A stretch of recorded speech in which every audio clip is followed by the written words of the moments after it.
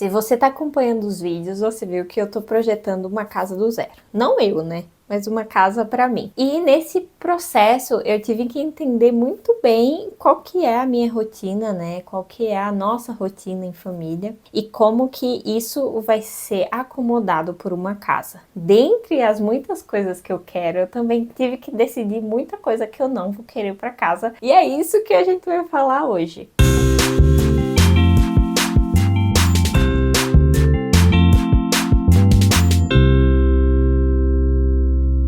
Uma casa que a gente vai morar é muito pessoal, então pode ser que coisas que eu opte não ter sejam coisas que você gostaria de ter muito e tá tudo bem. Aqui eu só quero abrir algumas das minhas escolhas que seguem ou coisas que eu já vivenciei e não gostei tanto, ou coisas que se acomodam à minha rotina, ao meu estilo de vida, por isso que eu optei por não tê-las. Então não vai me julgar aí sem entender isso. E tudo bem se você discordar, deixa nos comentários também se você achar que alguma coisa não combina com o que você quer, que vai ser bem legal entender essas diferenças aí, vai que eu mudo de ideia. Antes de tudo, não deixa de curtir esse vídeo e se inscrever no canal. Se você gosta de design ou se você quer ver só essa minha empreitada de construir uma casa, eu sei que é um assunto que muita gente gosta e quando você se inscreve e curte, o YouTube recomenda o vídeo pra você. Bom, uma das primeiras coisas que a gente decidiu que a gente não quer é uma casa grande demais. Claro, existe o limite financeiro, né, de construir uma casa muito grande que a gente não conseguiria, mas eu acho que uma casa muito grande, muitas vezes ela tem muitos espaços que não são tão bem utilizados, espaços que ficam ociosos no dia a dia, e eu acho que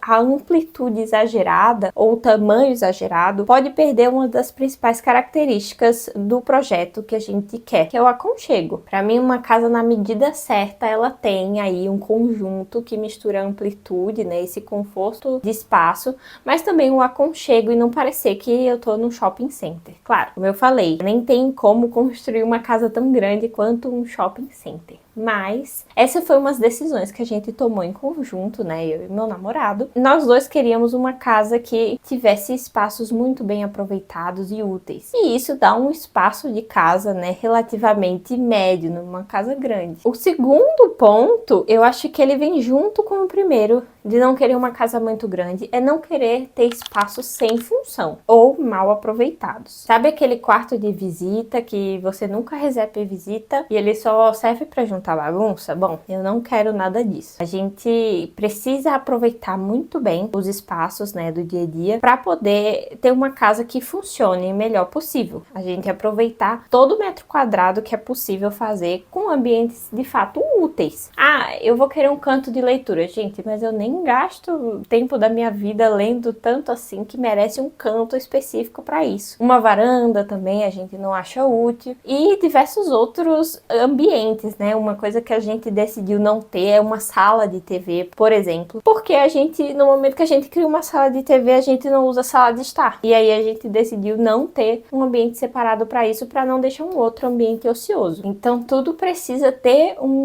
motivo de existir, né? O porquê, como que a gente vai utilizar cada canto da casa de uma forma mais útil possível. Até porque o nosso limite de orçamento, ele é bem limitado. E aí fazer uma metragem pouco utilizada vai ser também um grande desperdício de dinheiro. O terceiro ponto, a gente não quer uma casa que dá trabalho demais. Optamos, né, por não querer ter equipamentos, coisas, móveis e tipos de decoração que deem trabalho demais ou que exijam uma manutenção muito grande. A gente passa a maioria do nosso dia fora de casa, então seja trabalhando ou fazendo alguma atividade de lazer. Ter uma casa que demanda muita manutenção vai justamente tirar o pouco tempo que a gente tem para aproveitar a casa ou fazer coisas que a gente quer para estar fazendo esse tipo de atividade que a casa exige. A ideia é evitar esse esforço constante, assim, uma manutenção muito pesada que vai onerar muito tempo ou muito dinheiro. O quarto ponto, o que a gente não quis, é ter uma casa com ambientes muito separados. Uma casa muito compactada em muitos diferentes cômodos era uma coisa que a gente não queria. Justamente porque eu e meu namorado hoje somos só nós dois e que pra mim é muito importante que as atividades do dia a gente consiga se ver durante o dia a dia. Então, se a gente faz o mesmo exemplo, uma sala de TV que é separada,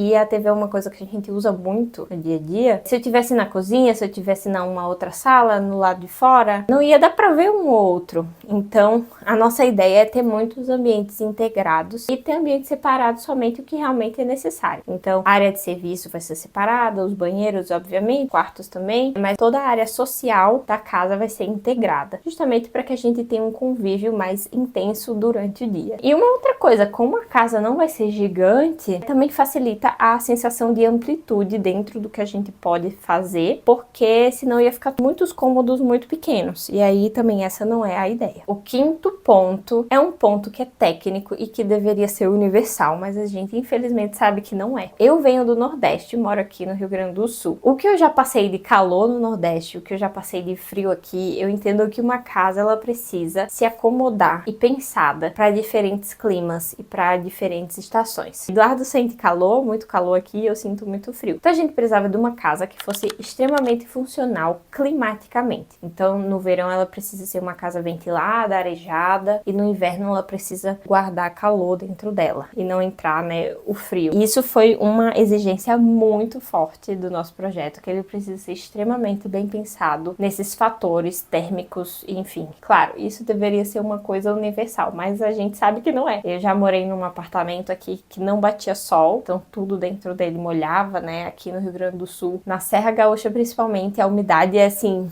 muito grande, mina a água das paredes no inverno. E se não tem uma casa que seja arejada, que bata sol nos lugares certos, a vida no dia a dia fica bem complicada. E a mesma coisa no verão. O verão aqui no Rio Grande do Sul também faz bastante calor. Chega a 30 e poucos graus. Então a gente precisa de uma casa que tenha ventilação cruzada, que tenha todos esses artifícios para conforto, térmico principalmente. O sexto ponto, acho que ele liga lá para manutenção da casa, mas a gente pediu para que a maioria das partes técnicas da casa tivesse uma facilidade de manutenção. Então, por eu já ter vivido também em casas com bastante infiltração por conta de chuva e não sei o que, eu queria muito que os canos, os tubos, essa parte técnica da casa, o máximo possível, não fosse debaixo do chão ou dentro de parede. Fosse num forro, num lugar fácil de acessar. Claro, nem tudo vai ser possível, mas o máximo de manutenção ser acessível para quando precisar. E a gente sabe que casa precisa de manutenção, né? Então, quanto mais fácil for, melhor. Esse foi um pedido bem importante aí do nosso briefing. Uma outra coisa que eu não quero é nada que seja feito somente porque tá na moda. Materiais que estão na moda ou coisas que estão na moda. Então, a ideia de estrutura da casa é que ela seja o mais